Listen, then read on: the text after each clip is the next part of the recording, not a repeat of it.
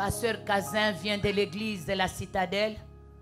Chez notre patriarche, nous l'appelons patriarche parce que c'est un aîné. Papa Kabouya Massanka de Montréal. Pasteur Cazin est chargé de tout ce qui est formation dans l'église. Il forme les serviteurs. Quand il faut parler de baptême, il enseigne. Il forme les autres serviteurs. Et c'est cet homme que Dieu a dépêché pour nous ce midi. C'est une grâce, un privilège de l'accueillir. Cet après-midi, je vais demander, pendant qu'il s'avance, d'acclamer le Seigneur qui nous a envoyés.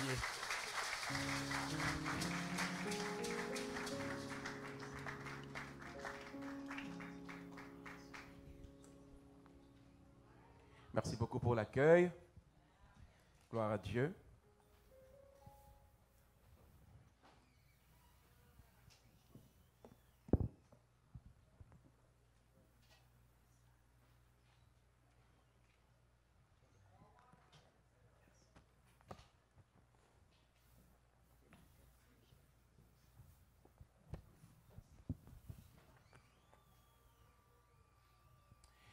Gloire à Dieu. Amen. Amen. Gloire à Dieu. Alors, je rends grâce à Dieu pour ce privilège qu'il me donne pour partager la parole de Dieu avec vous. C'est vrai, c'est un privilège, mais moi je vois ça plus un risque, un danger, une responsabilité. Ce n'est pas toujours plaisant parler de la part de Dieu qui est grand, qui est infiniment grand, qui est limité par rien du tout. Venir parler de sa part, c'est une très très grande responsabilité. Merci pour l'Église qui me fait encore confiance. Vous m'avez accueilli, ça m'a fait chaud au cœur. Merci maman Mireille, ma belle-sœur, ma belle-sœur qui nous a très bien accueillis. Merci beaucoup. À chaque fois que l'on revient, ça fait toujours chaud au cœur. Amen. Philippiens chapitre 4, versets 11 à 13.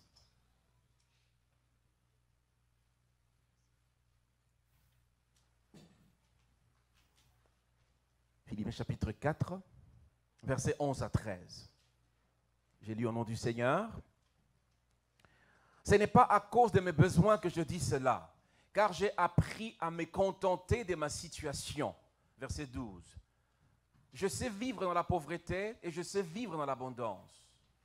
Partout et en toutes circonstances, j'ai appris à être rassasié et à avoir faim, à être dans l'abondance et à être dans le besoin. Verset 13. J'appuie tout par celui qui me fortifie. Amen. Amen, amen. Amen. Vous savez, l'histoire de l'Église a toujours été marquée par des périodes, par des époques. Des époques d'hérésie, c'est-à-dire dire des choses qui ne ressemblent pas à la parole de Dieu. Cette époque qui nous occupe, cette époque, l'époque dans laquelle nous nous retrouvons, qui s'appelle l'époque du post-modernité, dans cette époque, l'Église du Seigneur est caractérisée par des prédicateurs qui sont devenus des spécialistes du comment. Ils s'investissent sur le comment que sur c'est pas grave. Oh, ok. On a prêché sans micro pendant longtemps. D'où nous venons, amen. Il ne faut pas être perturbé. Donc cette époque est caractérisée par des prédicateurs qui savent faire dans le comment. Ils mettent l'accent sur le comment. Par exemple, comment être puissant, comment impacter le monde, comment attirer la présence de Dieu, comment provoquer les bénédictions de Dieu, comment être utilisé puissamment, comment déclencher la puissance de Dieu, comment prier puissamment, comment attirer la faveur de Dieu dans nos vies, comment devenir un facteur de multiplication, multiplicateur de ses finances. Et au moment où je parle de comment, vous avez aussi un comment aussi qui a résonné dans votre esprit. Des prédicateurs qui se sont spécialisés à répondre et à solutionner des problèmes. L'accent, je répète encore, est mis sur les comment Mais on oublie le qui, le toi et moi. Pour caricaturer, on dirait des pasteurs GPS qui vont vous amener toujours à bon port, qui ont toujours des solutions. Amen. Fait que je ne vous choque pas. Hein? Des pasteurs, des prédicateurs micro-ondes. Des prédicateurs qui ont les réponses à toutes les comment.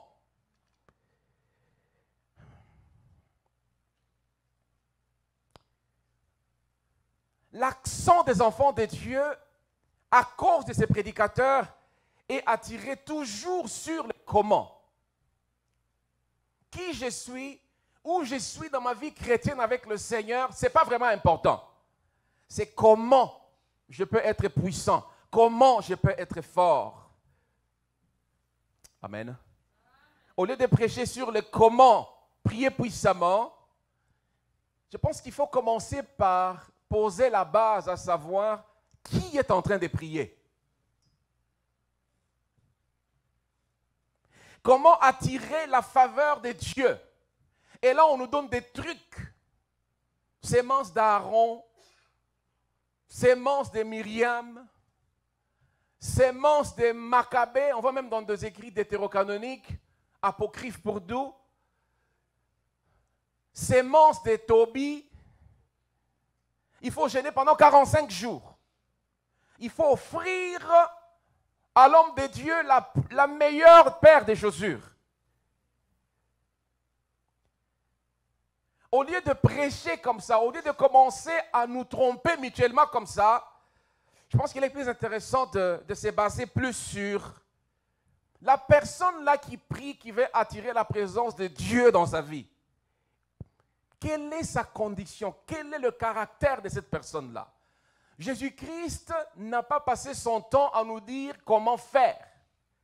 Jésus-Christ nous a parlé plus sur comment être. Quand il a appelé les disciples, il ne les a pas dit pour prêcher, c'est 1, 2, 3, 4. Pour diriger le culte de la louange, c'est 1, 2, 3, 4. Mais quand il a appelé les disciples un à un, il a insisté plus sur leur caractère. 3 ans de formation sur leur caractère. Ça ne sert à rien de parler en langue et en même temps vivre mal. Ça ne sert à rien de chercher la solution de Dieu si tu n'es pas sauvé. Ça ne sert à rien, je vous dis. Choisis entre solutionner tes problèmes et la grâce de Dieu. Si on te dit de choisir entre tes problèmes et la grâce de Dieu, fais seulement un choix, dis pas le 2. Je pense que c'est peut-être mieux de choisir la grâce de Dieu. Parce que ayant des problèmes avec la grâce de Dieu, je peux vivre, je peux avoir une vie victorieuse.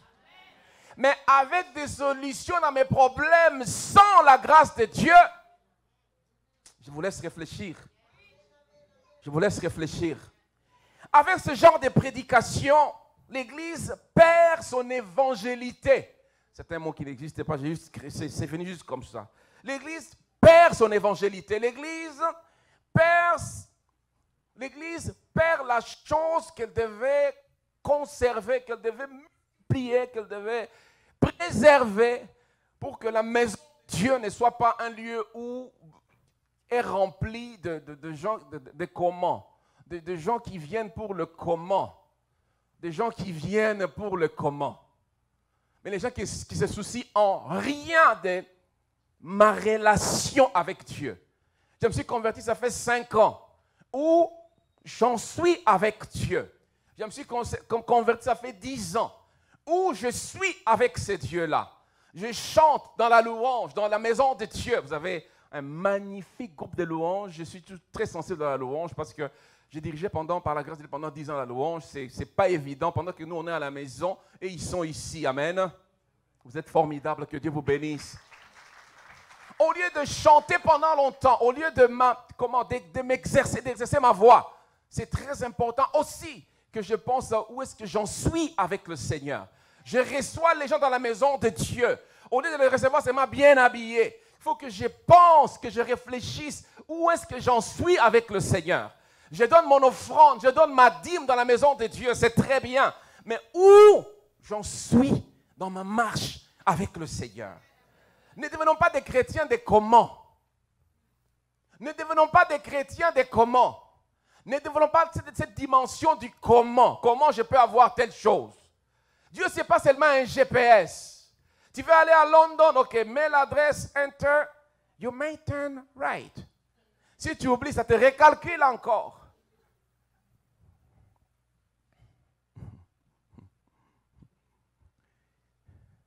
Des âmes viennent dans la maison de Dieu, plus pour écouter la parole de Dieu, la vraie parole de Dieu, mais ils viennent pour chercher des solutions à leurs problèmes.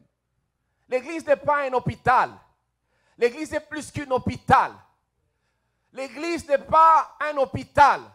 L'église est plus qu'un hôpital. Oh. L'église n'est pas un hôpital. L'église est plus qu'un hôpital. L'église, ce n'est pas comme un superstore, comment on dit ça ici? Ce n'est pas un endroit où on entre pour acheter sans argent et partir. C'est un lieu où on vient, on s'implique, on travaille, on vient, on veille sur soi. On veille sur comment est-ce qu'on marche dans la maison de Dieu. On veille comment est-ce qu'on parle aux autres. On veille comment est-ce qu'on fait des ministères dans la maison de Dieu. Parce que c'est la maison de Dieu.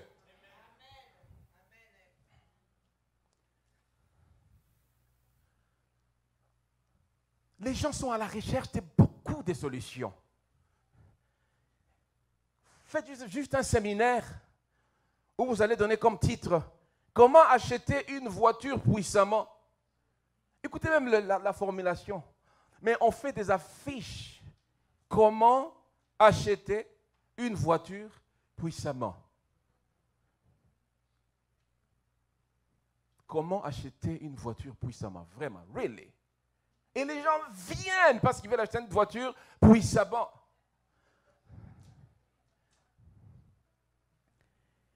Comment accélérer la provision divine?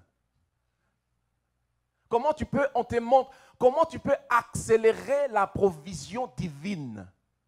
Dieu n'est pas comme une voiture, bien aimé dans le Seigneur, où tu peux accélérer comme tu veux, des 40, tu passes à 100 à l'heure. Nous ne sommes pas des accélérateurs. On n'est pas là pour accélérer quoi que ce soit. Allez. On n'est pas là pour accélérer quoi que ce soit. Et ici, on dit, comment accélérer la provision divine? Qui te dit que parce que c'est écrit divine, c'est la divinité que tu connais? Qui te dit ça? Qui t'a dit que la divinité, accélérer la provision divine, qui te dit que même quand tu vas voir cette provision-là, qui te dit que cette provision-là vient de Dieu que tu connais? Qui te dit ça? Qui te rassure ça?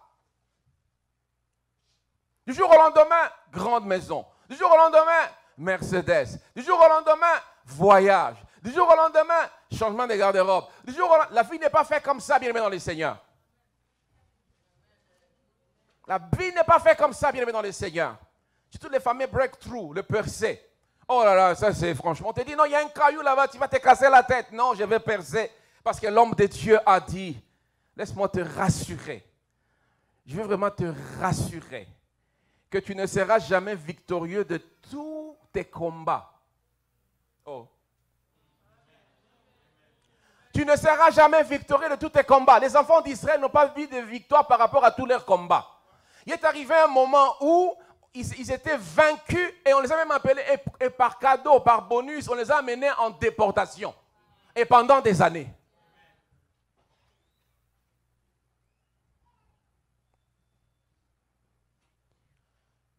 Il y a des combats que Dieu va garder dans ta vie pour qu'il te garde près de lui.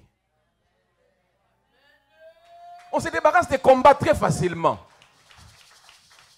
Il y a des combats que Dieu va vouloir que ça reste dans ta vie pour que tu penses à Dieu tout le temps.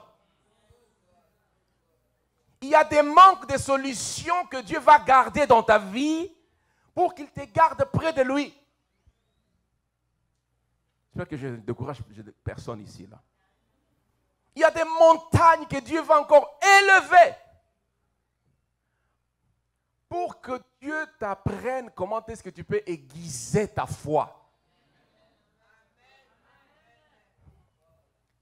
Il y a des situations dans ta vie, bien-aimé dans le Seigneur, que Dieu va garder dans ta vie pour t'apprendre qu'à ne compter que sur lui. Il t'apprend comment te battre parce que tu ne sais pas dans 5 ans, dans 10 ans, tu seras où, tu seras qui. C'est pourquoi il garde cette situation-là. Tu pries pour celui qui est à gauche, exaucement. À droite, exaucement. Devant toi, exaucement. Même derrière toi, exaucement. Mais pour toi-même, tu pries encore et tu repries encore. Rien.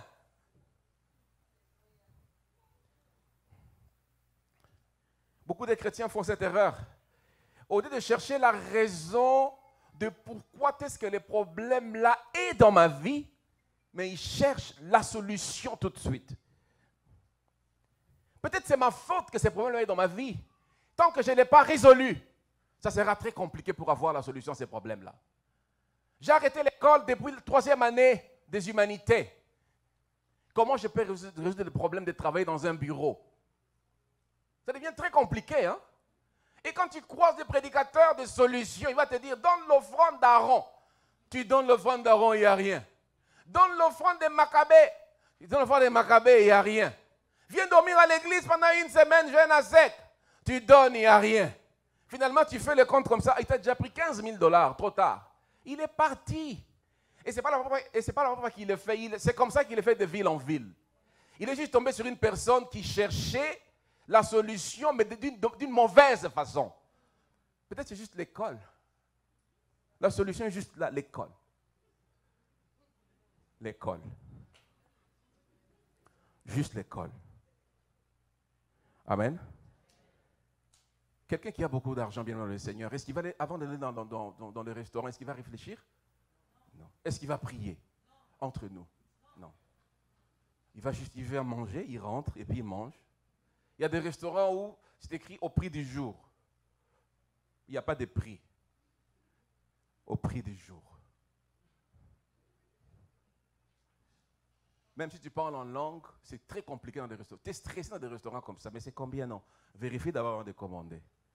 Non, moi je n'ai pas vu ça. Mais c'est au prix du jour? Non, vérifie d'abord. On veut savoir ça coûte combien. Alléluia.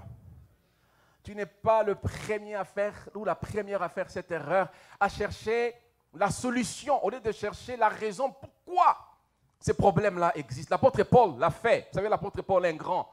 Il a écrit plus de la moitié du Nouveau Testament. Un grand théologien. Il a fait des grandes missions, des grands voyages missionnaires. Amen. Son ombre guérissait des malades. Il s'est trompé lui aussi. Il priait que Dieu puisse le guérir. Amen. Et Dieu va lui dire, ma grâce te suffit. Mais fais un choix entre ton problème et la grâce de Dieu qui est pleine et suffisante. Tu choisis quoi? Dans la maison de Dieu, parfois, il faut, quand quelqu'un a son problème, il dit, entre la grâce de Dieu et ton problème, tu choisis quoi? Il donne la réponse, il donne la réponse comme ça, tu lui imposes, mais tu pries pour lui, et puis allez, il part. Allez, va boire du jus. C'est fatigant. Parce que si on tombe dans des mains des prédicateurs manipulateurs, tu vas être manipulé pendant un bon temps avant que tu comprennes. Tu vas réaliser trop tard qu'il a déjà pris 15 000, 20 000. Mais il est parti.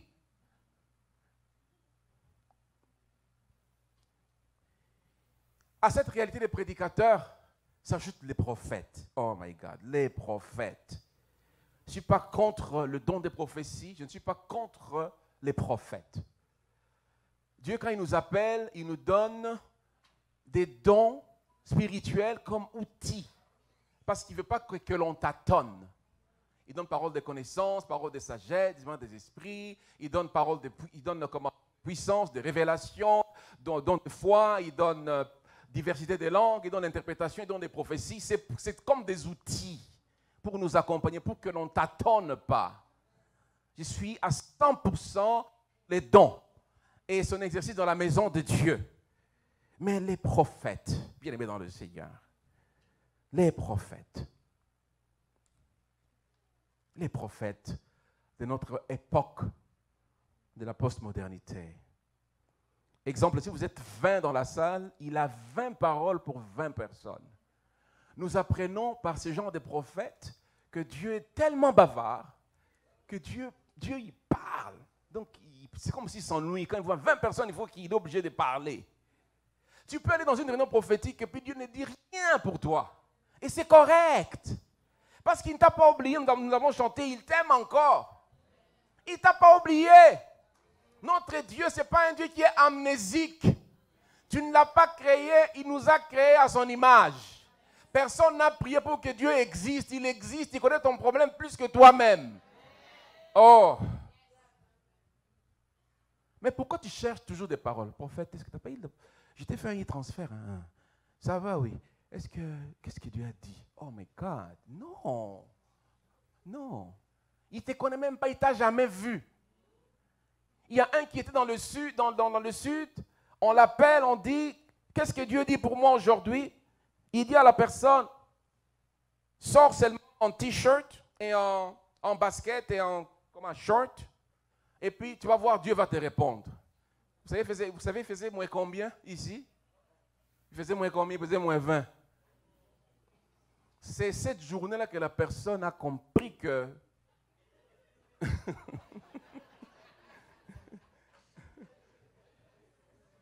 Envoie de l'argent à tes parents à qui ça va leur faire du bien. Amen. Peut-être le prophète, c'est le voisin de tes parents que toi tu envoies l'argent là pour qu'il prie, pour qu'il trouve la parole de Dieu. Envoie à ta mère, à ton père de l'argent. Et prie Dieu. Amen. Comme maman l'a dit, amène ton offrande dans la maison de Dieu, ça va bouger Dieu. Amen. Il y a un autre qui dit, il appelle quelqu'un, une femme, vraiment bien, qui a étudié, il dit, je vois un K, je vois un M, je vois un G. Quel est ton nom? Franchement. C'est triste. L'autre, il vient, il dit, je vois un C, je vois un O, puis je vois un chiffre 2. Ça fait depuis combien de temps tu as bu de l'eau? Ça fait combien de temps tu as bu de l'eau?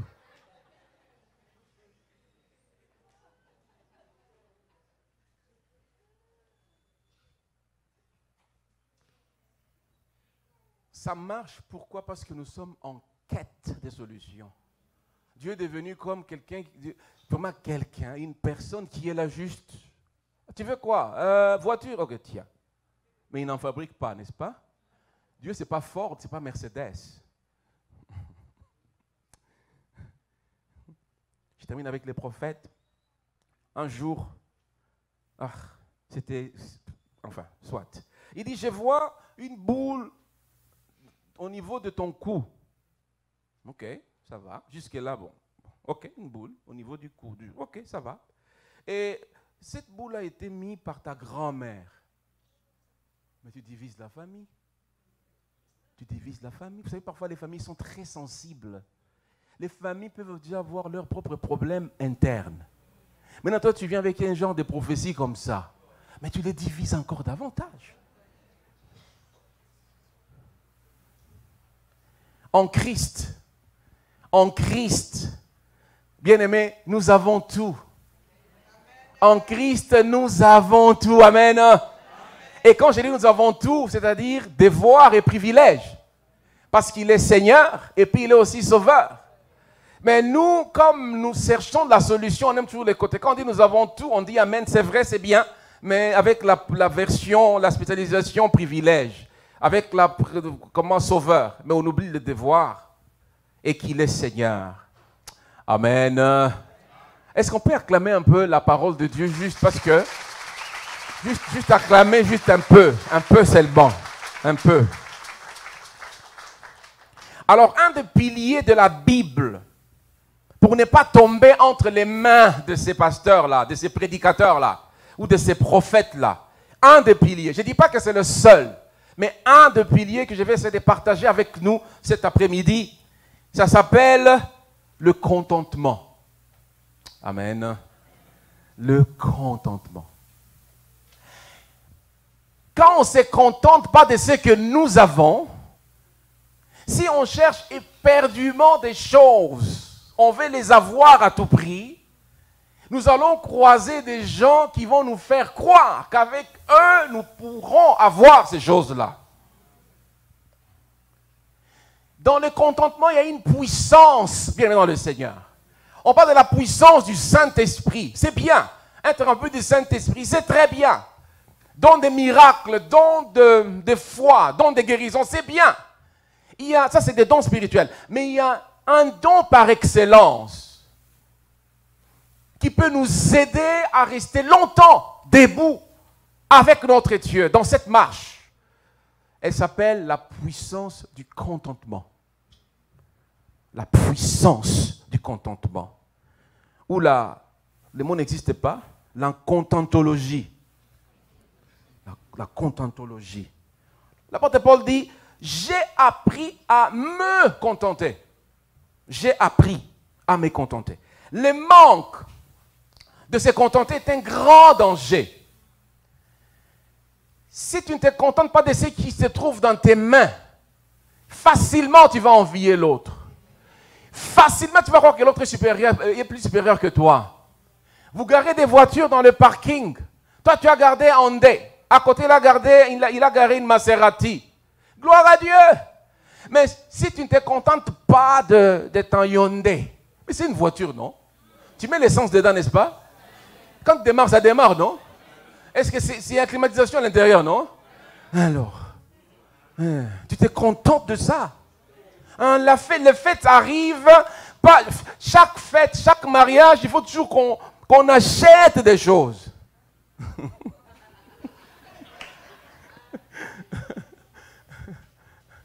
Papa, prends juste tes vestes. Va au nettoyeur.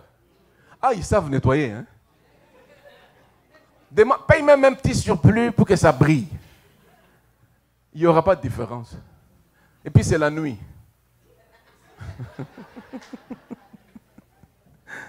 Je te donne des trucs, hein? La nuit, tous les chats sont gris. Voilà.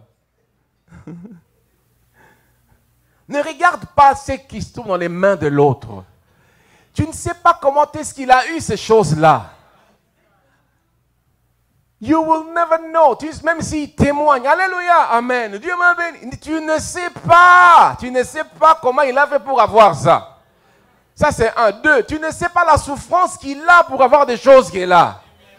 Ah, on avait un ami. Il partage très facilement. Il a dit, bon, tous ses amis avaient Mercedes. Il a dit, bon, je vais aller avoir un Mercedes. Bon, les crédits, on l'a approuvé. Mais le pneu. C'est pas au Québec qu'on change de pneu d'hiver. Ça coûte $4,000 le pneu d'hiver. Et tu ne sais pas, un mécanicien du coin, il faut aller chez Mercedes. C'est vrai, il t'accueille bien, tu as le café, tu as des caviars, même si tu n'aimes pas manger, tu les mets dans la bouche, tu vas cracher. Enfin, soit, parce que les niveaux, non? On cherche des niveaux. La facture est sortie. Oui, monsieur, c'est $6,500. Oh, 6,500, oui. Oh, ok. Là, tu vois, là, tu as pris là. C'est pas bien.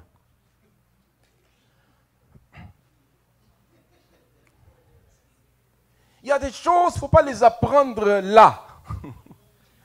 Apprends-les, fouille avant.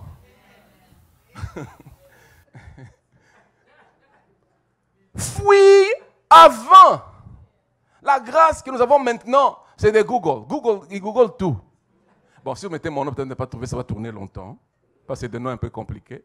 Mais, c'est juste pour rire. Mais les Google va nous aider. Si tu lis, ça comprend. Pose la question à une autre personne. Un vendeur, il est là pour vendre.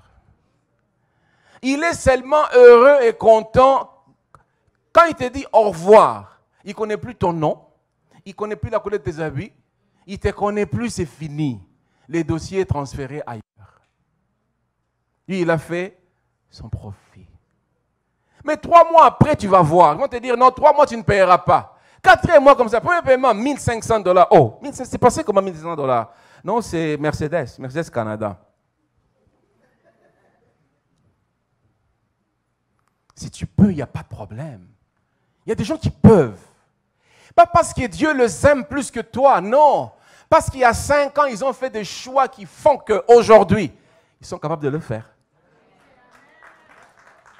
Ce n'est pas l'offrande d'Aaron qui doit donner, la sémence. Non, c'est parce qu'il y a 5 ans, ils ont fait des choix qui font qu'aujourd'hui, il peut habiter une maison de 1 500 000. Amen. Et c'est gloire à Dieu pareil. Qui te dit que parce que tu as acheté une maison, tu es plus béni que l'autre? Ou parce que tu n'as pas la maison, que tu es moins béni que l'autre? Les avoirs, ce n'est pas le jauge ou le thermomètre de savoir que cette personne est bénie plus que l'autre. La vie abondante en Christ, c'est des choses que Dieu nous donne, qui nous convient ici et maintenant. Magasin. C'est pas ça la vie abondante. C'est pas... Il faut pousser, il faut chercher. C'est pas ça la vie d'abondance, ça c'est l'excès.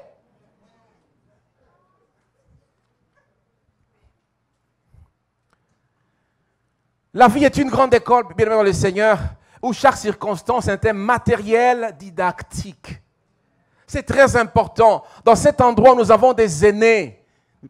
Nous devons parfois nous approcher, je dirais souvent, au majuscule, s'approcher pour poser des questions. Cela ne me diminue en rien. Posons des questions. Ils vont te dire, non, petit, ça fait 20 ans que je suis ici. Non, c'est très compliqué cette affaire-là. Mais écoute les contentements des conseils. Écoutez, donc, c'est contenter des conseils qu'on nous donne. C'est très important. Les aînés ont toujours un bagage qu'on ne peut jamais apprendre à l'école. Tu peux avoir un doctorat, un PhD, tu peux avoir des certificats, tu peux avoir des maîtrises dans n'importe quelle discipline, quoi qu'important. Mais cela ne remplacera jamais les conseils des aînés. Amen. Tu peux être pasteur, mais un aîné va te conseiller. Moi, je ne comprends pas maintenant, des pasteurs, on ne peut jamais les conseiller. On ne peut pas les conseiller, quoi. Non, on peut te conseiller aussi. Un aîné, dans la foi, peut te conseiller. Un aîné païen aussi, qui ne connaît pas Dieu, peut te conseiller, peut te donner une dimension de la vie que tu n'as jamais appris. Amen. Le pasteur, ce n'est pas l'homme le plus... C'est très important. On ne connaît...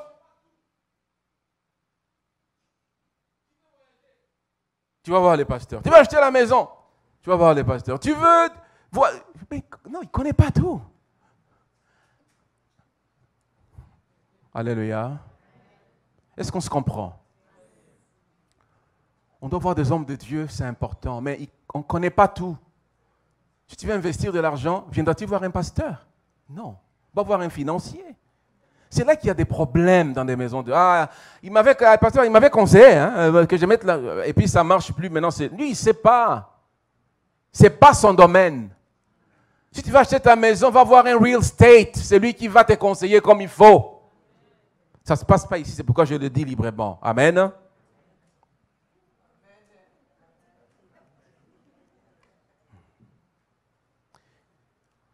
Nos parents, c'est des héros. Alléluia. C'est vrai que Lumumba, c'est notre héros national, mais ton père, c'est l'héros pour toute ta vie. Personne ne peut remplacer les conseils que ton père peut te donner. C'est pourquoi il est important de se contenter des conseils que ton père te donne. Mandela, on dit que c'est le plus résistant. Non, il n'est pas plus résistant que ton papa. Demande-toi comment tu es d'abord venu au Canada. Comment tu es né au Canada, n'est-ce pas? Mais ça s'est passé comment? Es-tu déjà su avec ton père pour savoir beaucoup de résistance qu'il a vécu dans ce pays qui fait froid, il est venu au travail, il est le premier noir, et tu as déjà vécu ça? Non.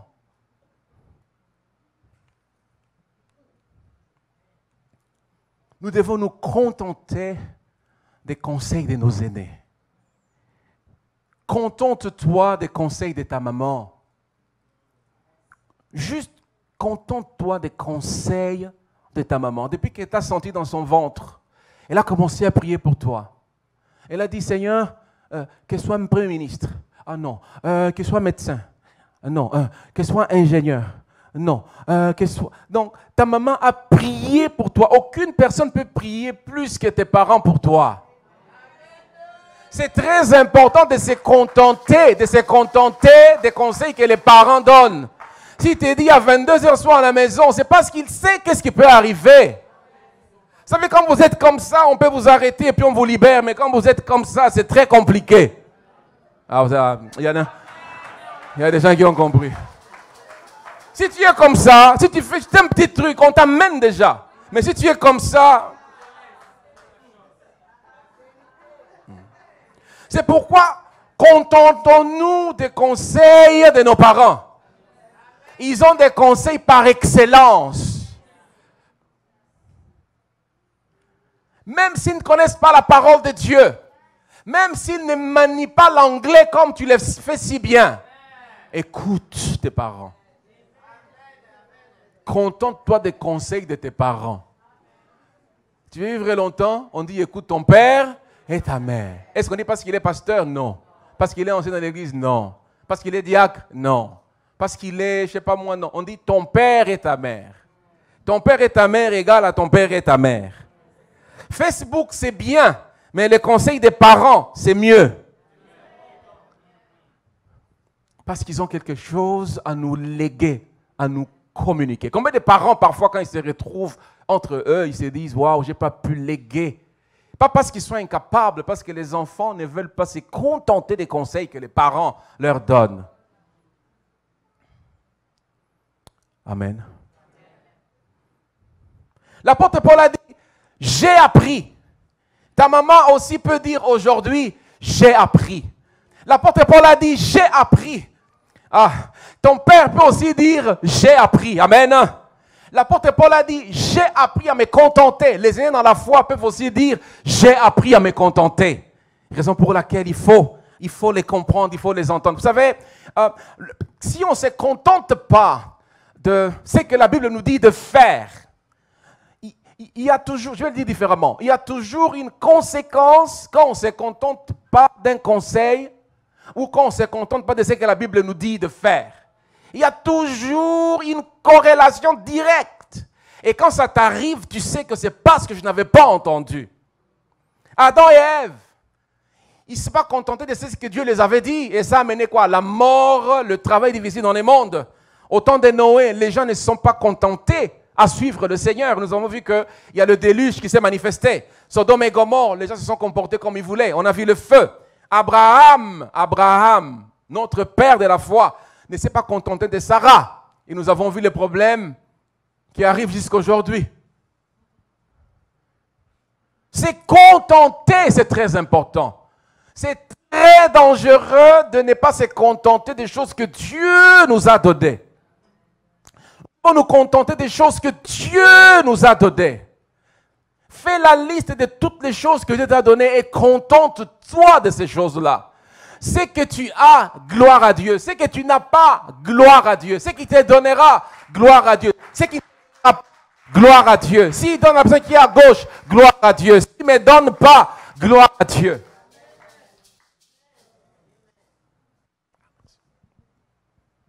C'est très, très, très important maintenant le Seigneur. Très, très, très important. Il y a une puissance. Il y a une puissance dans les contentements. Quand tu te contentes de ta femme, de ton mari, de tes enfants, tu vas passer beaucoup plus de temps avec. Tu vas vivre beaucoup de bonnes choses. Prends ton garçon, allez-y au Tim Hortons. Juste prenez un café, c'est vrai, c'est très différent de ça fou, mais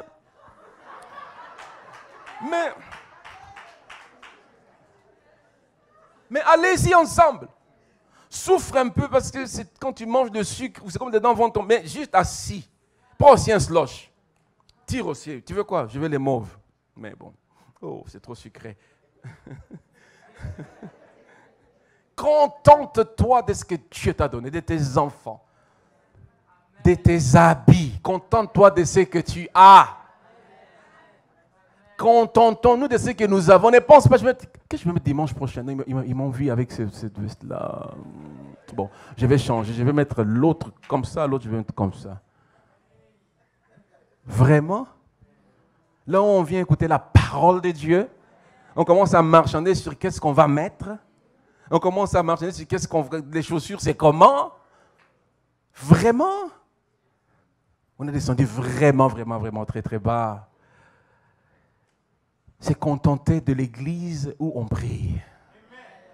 Ah, c'est très important. Pour pas qu'on vienne. Vous savez, parfois, je suis parti prêcher dans 3 églises, j'ai vu les mêmes. Finalement, quelle est son église? Son église, c'est où? Je l'ai croisé là, et puis il chantait comme. Vous savez, quand on va dans une église pour la première fois, chanter avec classe. Observer, regarder.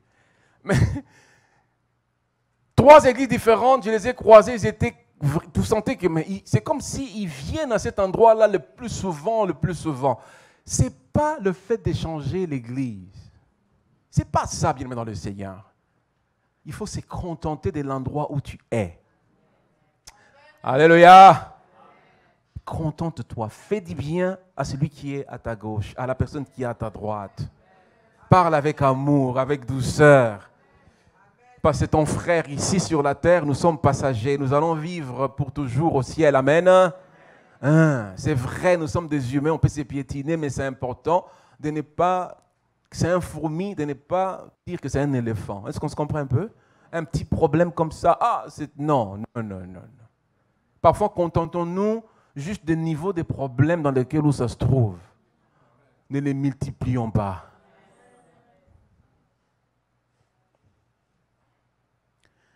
L'expression « j'ai appris » que l'apôtre Paul utilise ici revient plus de 100 fois dans la Bible. J'ai appris. C'est très important, vraiment, très important. Le verbe là revient 2 fois dans la partie que nous venons de lire. Quand l'apôtre Paul dit « j'ai appris », ce n'est pas une parole de connaissance, ce n'est pas un discernement des esprits, ce n'est pas par imposition de main. Parce que le verbe qui est ici, je vais vous le dire, ce n'est pas grave, juste écouter puis oublier. C'est un verbe qui est conjugué à l'aoriste second.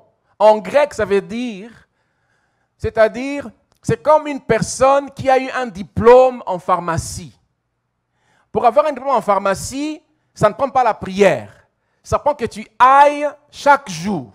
Et à la fin de ton parcours cursus académique, on te donne un diplôme en pharmacie. Quand l'apôtre Paul dit « j'ai appris », c'est la même chose.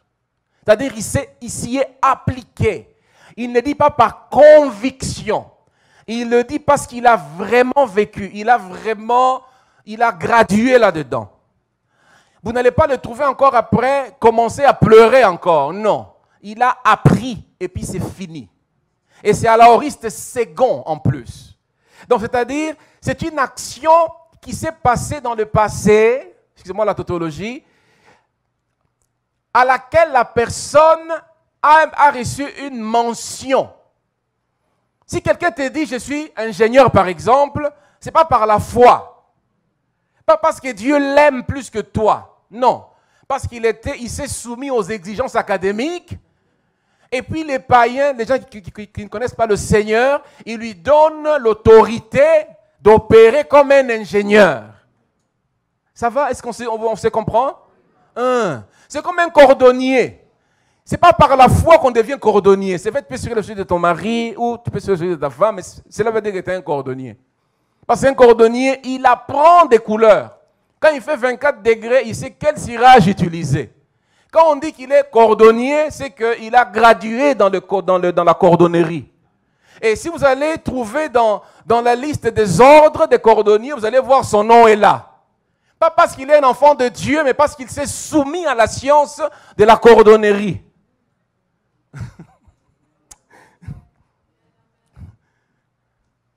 Donc, la connaissance que l'apôtre Paul a ici, c'est une connaissance il a gradué là-dedans. Il n'a plus besoin qu'on prie sur lui, il n'a plus besoin de donner des offrandes pour avoir cette connaissance-là. la connaissance, d'apprendre le contentement. Donc ça ne vient pas juste comme ça parce que j'ai jeûné pendant 41 jours à sec. Non, c'est vraiment une application que toi et moi, nous devons faire. Tu ne peux jamais dire, j'ai appris à me contenter si tu ne l'as jamais fait vraiment. Si tu n'as pas gradué dans cette science-là, tu vas voir. Tu vas mettre l'essence pour $20, tu vas te plaindre pourquoi tu n'as pas mis pour $40. Mais une personne qui a mis pour $20, qui a gradué, il sera content avec les $20 d'essence qu'il a mis. C'est ça la différence. Amen. Est-ce qu'on se comprend? Quand il dit j'ai appris, c'est pourquoi quand un prédicateur vient avec les comment pour résoudre ton problème, tu vas dire non, non, non, ça ne se passe pas comme ça. Est-ce qu'on se comprend bien, le Seigneur? C'est très, très, très important. Donc, j'ai appris, c'est vraiment comme un diplôme. Un diplôme que nous avons reçu quand on termine une formation ou un apprentissage. Mais non. La faculté que l'apôtre Paul a été étudiant par rapport à ces domaines s'appelle l'université de la vie. Amen. Et puis, il s'est spécialisé en contentologie. Donc, l'apôtre Paul, c'était contentologue.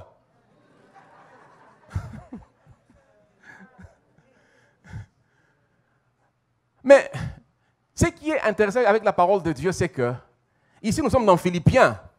Dans Philippiens, il dit « j'ai appris », n'est-ce pas? Maintenant, il faut trouver pourquoi l'apôtre Paul dit qu'il a appris.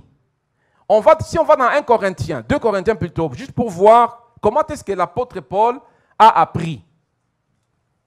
Comment il a appris? Parce qu'un pharmacien, il va dire j'étais à telle université, c'est là que j'ai appris. N'est-ce pas? Un médecin, il va dire dans telle université, j'ai appris telle chose. Un infirmier va dire c'est dans telle université que j'ai appris telle chose. Mais non. Allons ensemble pour voir comment est-ce que l'apôtre Paul a appris, a gradué dans cette science qui est la contentologie. Je vais lire pour nous. Alléluia. 2 Corinthiens chapitre 11, à partir du verset 22. Donc, 2 Corinthiens vient avant Philippiens. Donc, dans Philippiens, il dit j'ai appris. Maintenant, nous allons découvrir l'université de l'apôtre Paul. À partir du verset 22, il dit ceci. 2 Corinthiens chapitre 11, verset 22. Il dit ceci. Sont-ils hébreux? Moi aussi. Sont-ils israélites? Moi aussi. Ils sont de la descendance d'Abraham? Moi aussi. Ils sont serviteurs de Christ? Je parle comme un fou. Je le suis plus encore. J'ai bien plus de travaux. Là, ça a commencé maintenant. J'ai bien plus connu des travaux pénibles, infiniment plus des coups, bien plus des emprisonnements, et j'ai souvent été en danger de mort. Verset 24. 5 fois j'ai reçu des Juifs les 40 coups moins 1. 3 fois j'ai été fouetté. 1 fois j'ai été lapidé. Est-ce qu'on t'a déjà lapidé? Juste une petite critique. Ah, non, j'ai quitté l'église, là, il n'y a pas l'amour. Il lui dit, 1 fois j'ai été lapidé, avec des pierres, lapidé. Il continue, il dit, 3 fois j'ai fait naufrage. C'est-à-dire, il va en mission, mais il fait naufrage. Vous savez, c'est quoi le naufrage, non? 3 fois, l'apôtre Paul, il a fait 3 fois naufrage. Si c'était nous, non, je ne pense pas que Dieu lui avait demandé d'aller là-bas. Non, non, non, c'est lui, il est passé, il veut juste se promener. Mais l'apôtre Paul dit ici, 3 fois j'ai fait naufrage. J'ai passé 1 jour et 1 nuit. Amen. J'ai passé 1 fréquemment en danger de la part de mes compatriotes, en danger de la part des non-juifs, en danger dans les villes, en danger dans le désert, en danger sur la mer, en danger parmi les prétendus frères. J'ai connu le travail et la peine. J'ai été exposé à de nombreuses privations de sommeil, à la faim et à la soif, et à de nombreux jeûnes, au froid et au dénuement. Et sans parler du reste. Amen. C'est ça. Est-ce que tu as déjà fait naufrage? Est-ce que tu as déjà été lapidé? On n'est pas tous appelés à faire naufrage ou tous appelés à être lapidés. Est-ce qu'on a connu des choses difficiles qui nous aident, qui nous taillent et qui nous donnent le diplôme du contentement? Est-ce qu'on a été assez exposé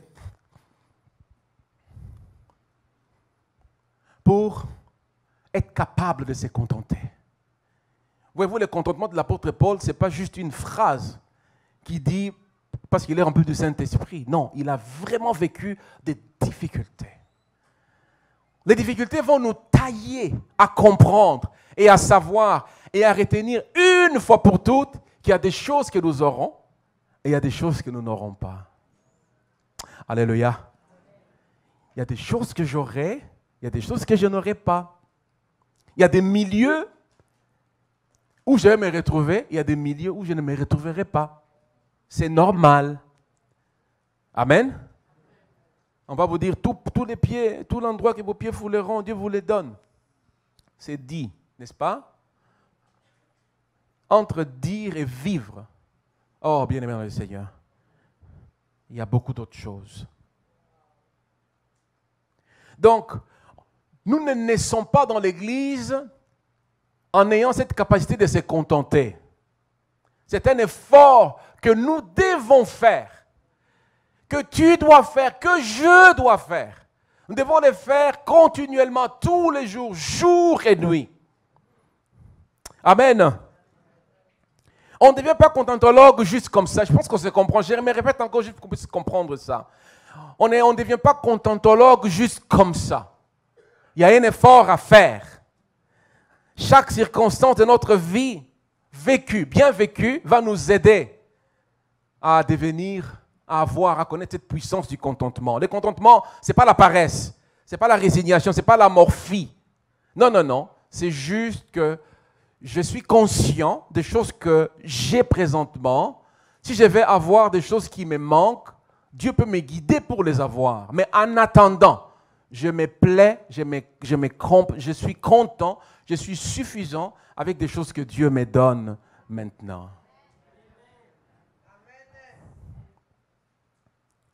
Le contentement, c'est découvrir la volonté de Dieu pour toi.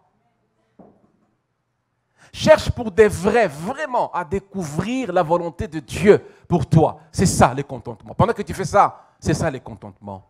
C'est accepter joyeusement la volonté de Dieu, quand bien même c'est contradictoire par rapport à notre vie. C'est fort, hein? C'est ça le contentement. C'est d'avoir nos yeux uniquement fixés vers le Seigneur. C'est ça le contentement. Pour vous aider encore à mieux comprendre, Proverbes chapitre 30, versets 7 à 9. Ça, c'est un verset qui va nous aider à comprendre encore davantage le contentement. Je vais lire ça pour nous. Proverbes chapitre 30, versets 7 à 9. Je te demande deux choses. Ne me le refuse pas avant que je meure. Verset 8. Éloigne de moi la fausseté et la parole mensongère. Ne me donne ni pauvreté, ni richesse. Accorde-moi le pain qui m'est nécessaire. De peur que, dans l'abondance, je te renie et ne dise qui est l'Éternel ou qui est dans la pauvreté, je dérobe et ne m'attaque au nom de Dieu. Amen.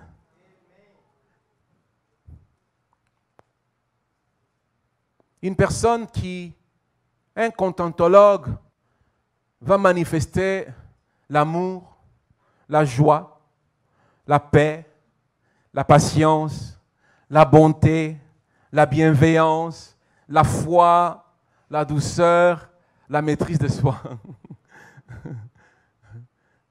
Même si les autres voyagent chaque été, même quand ils ne voyagent pas, il a la paix.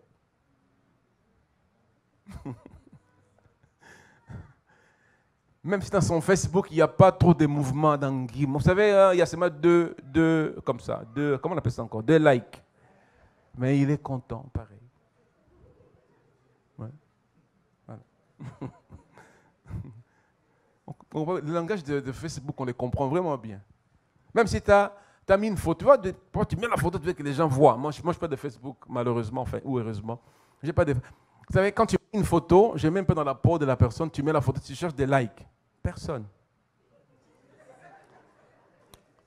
Mais quand tu es une contentologue, c'est pas grave.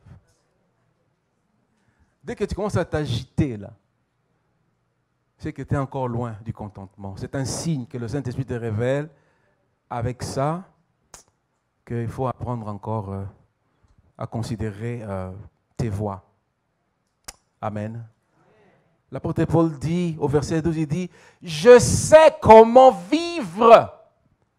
Je sais comment vivre dans la pauvreté et je sais comment vivre dans la richesse. » Il ne dit pas « j'aime », attention, il ne dit pas « j'aime vivre dans la pauvreté ». Il dit « je sais vivre dans la pauvreté ».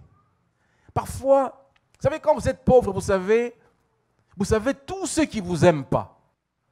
Mais quand vous êtes riche, vous avez du mal à savoir qui est-ce qui vous aime vraiment. Quand tu es pauvre, il faut savoir comment vivre dans l'humiliation. Il faut savoir. Quand tu vois les frères prier pour moi, oh non, l'essence. Ok. Tu donnes des prières à tout le monde.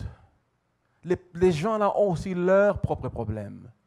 Et les problèmes, on n'a pas le problème au même niveau, nous tous. Chacun, à son niveau, a un problème relatif. Il faut savoir vivre dans la pauvreté. Pas aimer, mais savoir. Marche bien, marche bien. Amen. On te sert à table, mange. Hein? Tu pries, tu manges. Si c'est qu'on t'a servi, mange. Mange pas en disant, ah, franchement, on a mangé encore, c'est la même chose encore comme c'était hier. Non, mange. Contente-toi. Contente-toi. Hein? Contente-toi. Et dans la richesse aussi, contente-toi. Que beaucoup d'enfants de Dieu vont échouer le test de vivre dans la richesse. Ouais, c'est vrai. Beaucoup d'enfants de Dieu vont échouer le test de vivre dans la richesse. Vous savez, quand vous avez l'argent, c'est comme si l'intercession est finie.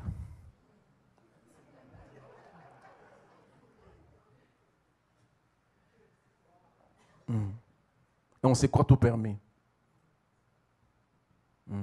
C'est quoi tout permis.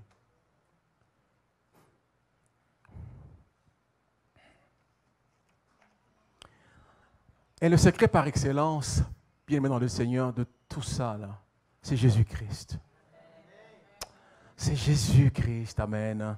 L'apôtre Paul termine en disant, j'ai pris tout par celui qui m'a fortifié, Christ. Jésus-Christ, vous savez, c'est la promesse, la meilleure des promesses qui existent. Il s'engage lui-même à être avec nous jusqu'à la fin du temps. Ah, même si tes problèmes ne sont pas résolus, il dit, je suis là. Ah, même si quand tu pries, il ne répond pas maintenant, il est là. Ah, même si tu ne comprends pas, Jésus-Christ est là à tes côtés. Même silencieux, Jésus-Christ, parce que c'est de lui qu'émane cette force de rester un contentologue. Je répète encore, ce n'est pas la morphie, ce n'est pas la paresse, ce n'est pas juste assis. Non. Je travaille, je bouge, mais je me contente de ce que Dieu m'a donné maintenant. Je me contente de ce que j'ai dans mes mains maintenant. Alléluia. Je pense qu'on va arrêter là pour aujourd'hui. Gloire à Dieu. Merci.